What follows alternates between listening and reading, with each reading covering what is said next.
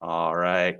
Good morning, everybody. Thank you for joining us for this next episode of Keys to Optimization. I am joined here by our lovely leader for the optics team, Alex Head, and one of our very bright and illustrious cloud economics and account managers with Amazon, Courtney McQuaid. So thank you for joining us here. I don't know about you, Alex, where I'm at. It's just kind of getting bright out. I was worried if it was going to be light enough during this broadcast now that we're heading into fall, but it's a good day ahead of me. How about you?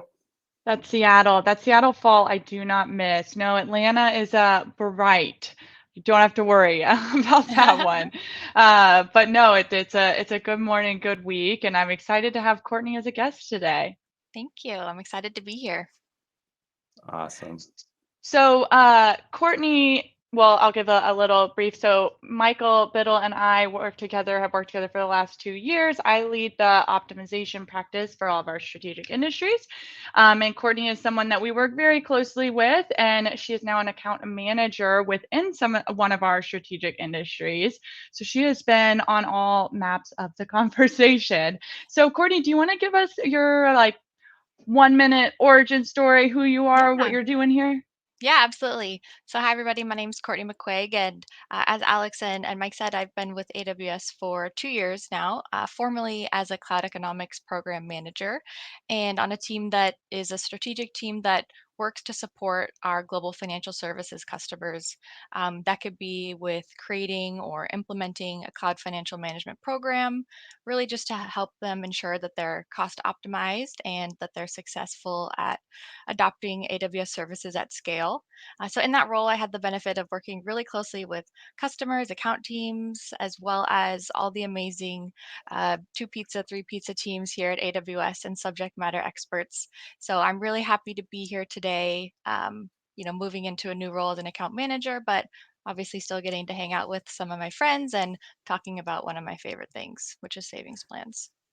Awesome. Yes. And fun fact about Courtney and her all this spare time she has while she's doing all this work, she is in the restaurant business. So if you are ever near her, you Thank should you. check it out. Shameless plug. But yes, yes.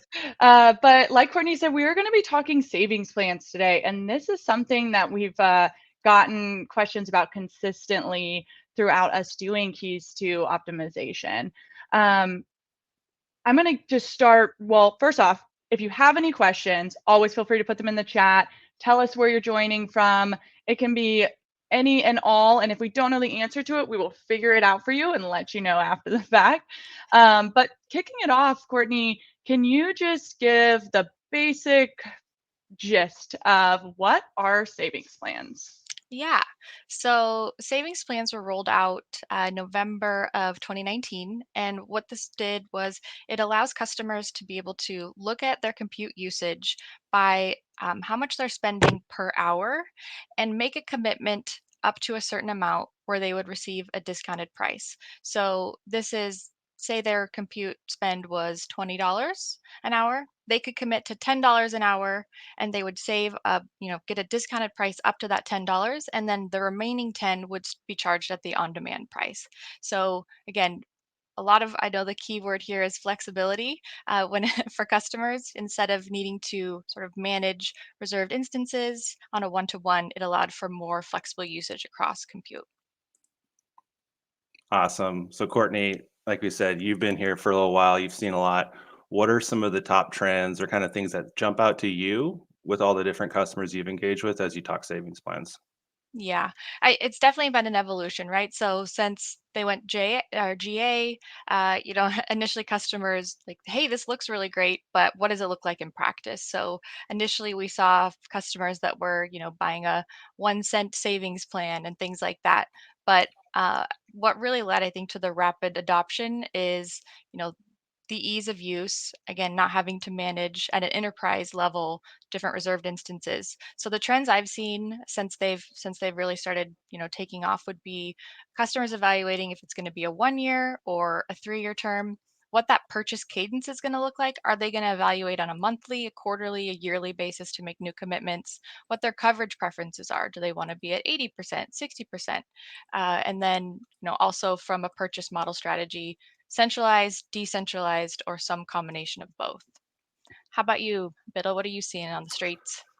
Well, Okay, so the conversation of 1 year versus 3 year has been something that's I think we've dealt with pretty much every customer since Hmm. we had RIs previously, reserved instances for those that aren't familiar with it, and now that we kind of moved to this savings plan model of sorts. And what it comes down to when I see the 1 year versus 3 year conversation is a lot of customers are looking at, hey, perhaps maybe I just migrated my workload over. What is my new baseline going to be like from a procurement standpoint? Why should I commit to something that's really longer than a short term plan if I know I'm going to be maybe moving things to containers down the road, or maybe my R memory optimized instances become less memory need and become really compute optimized needs, right? So that's really where savings plans comes in. I think you kind of hit on it really well. Like, we want to give you the flexibility to be able to just kind of put a mechanism over this where you're committing to $1 per hour instead of like different counts of widgets, pieces, servers, right? And so Hmm. that's really the main trend I'm seeing and unlocking a lot of folks. We're going to put a use case here in the chat with our homie at Capital One, Don Reed. Shout out to Don Reed running things over there. They're moving all of their RIs over to savings plans. So big news there. What about you, Alex? Anything you're seeing? Yeah, I mean, I get to hear the in-depth stuff from you guys. Courtney, I am in love with your dog. I mean, it's just it's made me He so is happy. definitely the star Uh, of the show. yes. Now, what savings plans do you buy, Doug? Yeah. Um, but I have a question. You guys are on the ground a lot more than I am, and so when companies are making these, we talked 1 year, 3 year, but who's the person that you usually see purchasing it? And Courtney, I'll push it to you first, but with when I first joined AWS, savings plans weren't there yet, and we had reserved instances, and I feel like every Hmm. customer really had their own purchase strategy and who owned that decision. So what do Hmm. you see mostly? And I guess what are the different options for kind of who's owning that purchasing decision? Yeah, so a lot of the times I would be working with people that were either, you know, sort of leading the charge from that centralized team of cost management or, FinOps or CCOE, Cloud Center of Excellence. And so initially there was a lot more of a heavy lift with customers to help them get their arms around, first of all, what this is so that they can talk to their leadership and decision makers and they have a clear understanding of what this is going to look like once it's implemented, and to be able to work with those, I would say, again, people that are involved with FinOps function, or even sometimes the folks that are, closest to the application where they have the freedom to purchase either, a compute savings plan or an EC2 instance savings plan. So I think, yeah, I saw it from a lot of different types of personas, if that's what you're asking, because it could have been, yeah, from a VP perspective, obviously they need to be able to show leadership and finance. This is what it's going to look like. Here's what it's going to save us. And, here are the benefits. And again, that flexibility has just been so critical to adoption. Yeah, yeah, yeah, that makes Absolutely. sense. Courtney, what you just brought up there kind of lines well with the question we just received here in the chat, from our friend Art Wick. Art Wick, we love you. You're on a few of the other weeks. Keep it up, buddy. So the question is, should a client run pay as you go for a few months until they understand their usage patterns before they commit to a coverage strategy? I'll take a quick swag at this. Art, you know, the thing when I talk to customers about savings plans is when you're starting, you want to look at probably a stair step model. And so, really, if you're going to make your first procurement here, I never really recommend a customer to go anywhere up to between like maybe 30 to 50% range of coverage in that first swag so that you can kind of get an idea of what that's going to look like in insights wise to your costs and your environment. And then you can iterate with your development and engineering teams to maybe right size or kind of reconfigure other resources. And you're still not going to be in a spot where you're over procured. So the key is you should kind of the best practice here is don't do a either or model. You want to do both in tandem, but you want to be mitigating risk. So do that stair step model up a little bit and then wait a little, like 30, 60 days, review it, increase the coverage as you continue to optimize. So good question. Yeah, that's So great. And just Oh, just to add on to that, I was just going to say that, by using the native tools that are available in Cost Explorer and the Billing Management Suite, which shout out because over the last 18 months, I feel like there's been just such a barrage of amazing new tools available for customers. So, but if you're looking at those recommendations in there, it's going to give you the recommendation that will, the savings plan recommended commitment to leave the smallest amount left for on demand. And so when I work with customers too, I like to show them an analysis that says, okay, here's if we think of like an 80 to 100% coverage, how do we walk that back and say, okay, what's 50% of the dollar amount that it's recommending? And then from there, you can also extrapolate what the potential savings could be, what the potential cost could be, so that they're not feeling so forced into just, I need to make exactly this committed amount that's in Cost Explorer recommendations. I can do 70, 60, 50, 40% of that. And then the final thing here is that again, going off the stair stepper, is that you can purchase those plans and they can run concurrently. So you can purchase at any cadence that works for you as far as what your growth is or what your consumption is as it changes. So a question on kind of going off of that and the Capital One use case that that'll put in the chat. So on this, they talk about, as their reserved instances were expiring, they were moving to savings plans. And we're talking about some of that stair step approach, right? And want to preface by reserved instances and savings plans models work for different customers and different scenarios. And it's definitely, not one size fit all. It's what works for your organization. But if you are rolling out similar to this Capital One story, and Biddle, I think you have some context on this, so I'll push one to you. What would you want to do, or what would you want to double check before just seeing, okay, this reserved instance expired, I'm go buy savings plans right away? Like, what would be your process to make sure that you are making the right transfer over and looking at the bigger picture? Yeah, great question. So, the key fundamental difference here that we should really hit on with RIs and savings plans is that you can effectively buy less savings plans commit to get the same amount of cost savings as you would with RIs. And why that's possible is, RIs, you're effectively purchasing like 5 R4 extra large instances that are going to be procured, right? For example. Whereas in the savings plan model, it's moving to that cost per hour or that dollar per hour commitment. And so the utilization factor of what you see, utilization meaning the assets you've already committed to, how well that they're being applied to give you a savings, those are going to be utilized at a much higher rate when you kind of have that overall flexibility to grab anything that's happening in your account at a dollar per hour basis than when you look at a reserved instance per machine basis. And so, for example, real quickly here, an R4 extra large, funny numbers might cost $100, right? But if you're committing to $100 an hour, that $100 that you committed to per hour might actually apply to a couple like M3 medium instances, and it might apply to some serverless usage in Fargate at that same time frame, which overall is going to have a higher impact of drawing savings to your account. So it's not an even Steven swap when you look at that, and that's my shout out there. And Capital One's done a great job with that. Even Stevens, I liked that. Something you touched on was that it's applying more to than to say like an R4. Courtney, do you want to go into what all, I know we touched briefly on it, but like what all savings plans do cover and kind of that Mhm. big difference in opportunity? Yeah, definitely. So if you're thinking about, those how the savings plans are applied, before I talk about, all the different things that they cover, I think it's just important to note that once you do make a commitment, at every hour, the savings plan magical wizards are going to be looking for where they can apply the savings that will give you the highest percentage of discount. So at every hour, it's looking around, trying to determine the best place where it can apply usage, because again, for the compute savings plan, it's going to be flexible across instance family. It's going to be flexible across region, OS, tenancy, and then also for the compute, Lambda, Fargate, and EC2 usage. The EC2 instance savings plans, they're still very flexible. They're just going to be between size, OS, and tenancy, and similar in as far as those savings to like a standard RI, where the compute is more aligned to a convertible RI. Got it. And we have talked on this show, and I was just trying to figure out how many episodes ago it was. I think it was 2 or 3.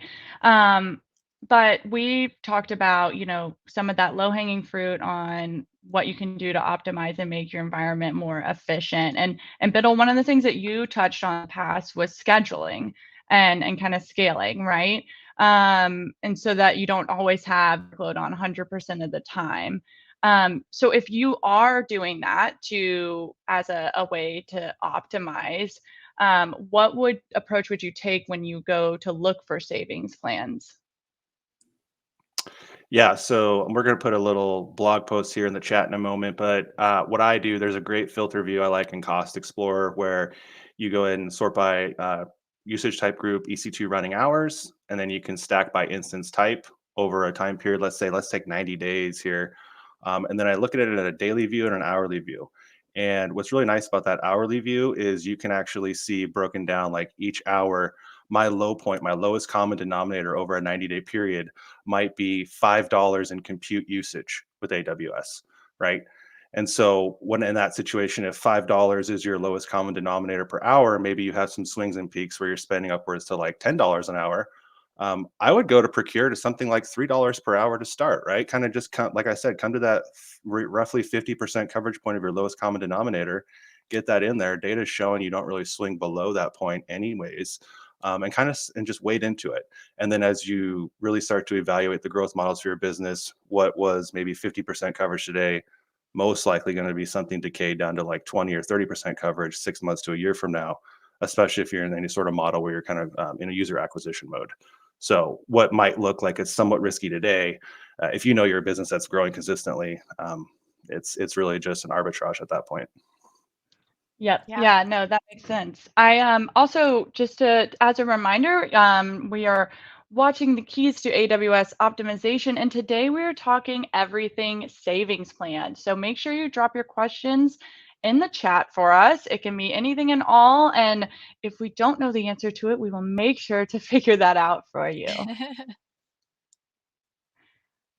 So Courtney, you talked about when savings plans went GA general. hmm Uh, shoot, how long ago was that now? I guess. Availability, yeah. November 2019. All The right. night for fall crisp morning, much like today. I actually did know that because my son was born right before, and I Oh, remember like the first bit of AWS news I got while I was on maternity leave was savings plans, and I was like, that's whoa, amazing. these weren't supposed to be big changes while I was gone. So when they first became general availability, um, what were some of the most popular questions you were getting? And, what were some of the challenges people were having of kind of looking and taking advantage of this new opportunity? Yeah, I think first of all, just trying everyone trying to get their arms around it at the same time, from from the AWS team perspective, from the customer perspective, and again because customers were familiar at that point with how reserved instances work.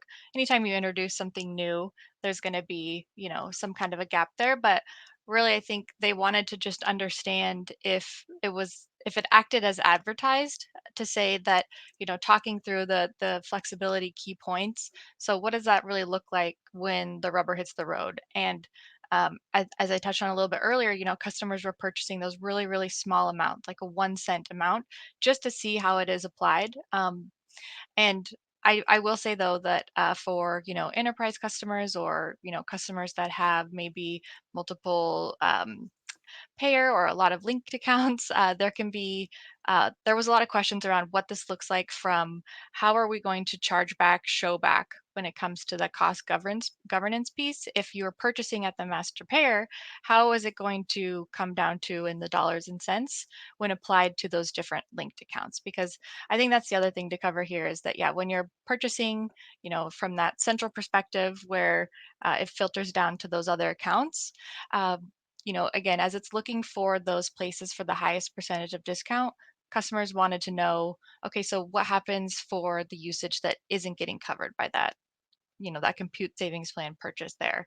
And that's where we kind of move into that sort of combination where you have a customer that may make a large purchase of a compute savings plan at the payer account, and then for services or different accounts that aren't getting the savings that they're looking for, they can purchase those EC2 instance plans or savings plans at the individual payer level as well. So I think there was a lot of questions around, yeah, what does it look like in practice? How are we going to save? Is it really this flexible? And then, what do we do for our pay structure? So that's a good topic there, Courtney. Just to kind of dive in on that a little bit. So one of our other great friends, customers, partners here, Airbnb, we've shouted them out a couple times here on the program. Encourage anyone to check out anything they post online in terms of cloud efficiency. They really got things dialed in. You'll see here in this example I'm posting in the chat right now. Airbnb looked at savings plans from a model of, how can we reduce risk in our environment? The very topic we kind of started out here with in terms of changing environments, migrations. Should I pay as I go? Should I procure? Well, they did reserved instances for the longest time with us. And what they found was, they're very cost efficient. They saved a lot of money with those. But there was these pockets of times where maybe a new product launch would happen, or they did a promotion on Airbnb to incentivize new users, right? They had these spikes and different changes where the reserved instance kind of left certain pockets where there was a brief amount of underutilization. Although the reserved instance was still very profitable from a savings perspective overall, it's like, how can we take care of these little gaps where maybe a day or two Mhm. here, we're losing a percentage of utilization on our total reserved instance fleet? Well, they looked at the savings plan model with us, specifically a 3-year compute savings plan, and what they found is their utilization has gone up even more. They're actually able to buy less savings plans than they did RIs to cover the same amount. As you can see in the article here that they posted, they were able to save something like almost $60 million in the last year from kind of just revamping how they're looking at cost and usage reporting along with their savings plan structure. Pretty good. So, yeah, I'd say, 60 million. Yeah, find that in the Yeah. couch here or there, right? Oh, I was just Cackle. gonna say that exact same thing. Okay, Courtney, right? It don't make dollars, it don't make sense. That's That's you right. right there, If it right? don't save dollars, it don't make sense. That's it. The That's puns, it. the puns. But Alex, you got some experience here with how to help customers get started, like what tools are available. Why don't we give the audience a shout here on where they should start looking? Yeah, yeah. So Courtney was talking about, what's there. So we have a new cost explorer and you have recommendations. I personally, and I think the three of us on this call are data nerds. So I like looking at the data as detailed as possible and looking at the cost and usage report, watching trends, seeing what I can kind of go to, and then comparing it to some of the recommendations and what is showing up in Cost Explorer and Mhm. as what I should purchase. The other thing is, if you're using the cost intelligence dashboard, which we've talked about on previous shows, and we have a well architected lab about it, we'll drop the link in. That shows a lot of your trends too, and it also shows what you're doing with savings plans. So it's a good view. So I personally love over detail, but you would get started, looking in Cost Explorer, looking at those recommendations, and seeing what you have. And biggest thing of all is look at your expirations, because Yes. we do really encourage that stair step approach that Courtney and Biddle were discussing. And the one downside to that is that you could have some things start rolling off at different time frames and you Mhm. might be surprised. So definitely pay attention to those. And Courtney, maybe you have, some tips on how to make sure you stay on top of when Yeah. things are rolling off and when to renew. Yeah, definitely. Well, yeah, you can, get those alerts, and then also the queuing. The savings plan queuing, it was a game changer. So essentially what this means is that for customers that have a savings plan or still even want to just purchase one, you can basically go into the console, set up a savings plan purchase, and then you can have it start at a certain time. So this became, I think that the timing of the release of that was just so prompt, because for the beginning of 2020, where we saw a lot of customers rapidly adopting savings plans, a lot of them were going with the 1-year plan, again still trying to get a feel for really how it would work, what it would look like. And so this year has been the year of the 3-year commits, because customers were comfortable, they're familiar with it, and they wanted to take the benefit of additional savings, especially if they're going to be committed to AWS. So I think that for a lot of customers that had those expiring in 2021, we were looking at, okay, what was their committed usage for that existing plan? And then what is it recommending for them now? And trying to come up with a sweet spot estimation of the commitment that's expiring, what is additional as far as that gap, and then queuing it up so that it's ready to go as soon as that savings plan expires. I mean, you can even set it by the second, so it can be very precise as far as, when one expires, it can just roll right into the other one so you don't get that gap in savings. Got it. Well, worth calling out here, right, is in the last few months, we've also added SageMaker machine learning models to savings plan coverage. Hmm. Lambda, as I mentioned earlier in the chat, that was released here, earlier this year, things that are covered by savings plans. As you can see, kind of our strategy here at AWS is to move more to this model. We still support reserved instances. We know those are always going to be a thing, right? But we're really kind of trying to help our customers based on all the feedback we get to move to this model. So for those that are concerned about new products and services coming out, you can kind of see from our strategy as we're moving to how can we support those through with savings plans Hmm. as much as possible in order to ensure flexibility. And kind of one thing I really wanted to hit on home here with this is a lot of you are going to be in these conversations where you're talking to maybe like your CFO, head of procurement. Maybe you are the head of procurement. I don't know. What you need to focus on is two things here. A lot of people get tied up on, my environment's going to change over the next year. I can only commit to 1 years. If you actually break down the financial implications of doing 3 consecutive 1 year commits versus a 3 year commit in itself, on average, with like Linux specific type of coverage models, you'll see that you're leaving anywhere between 20 to 35% on the Hmm. table in terms of extra savings over a 3 year period. That's gigantic. And kind of the other part with that is you're looking at how you should leverage your capital in these scenarios. We've typically found that partial upfront is the pound for pound champ in terms of yielding the most return on capital. And so if you're kind of in those financial conversations with someone like your CFO, head of finance, right? There's a lot of things you can do with your cash. We're not here to say that you should put it all into partial upfronts. No upfronts are a good option, but when you start to see what that yield is on that capital with a partial upfront, you're usually anywhere between 10 to 21% return on capital.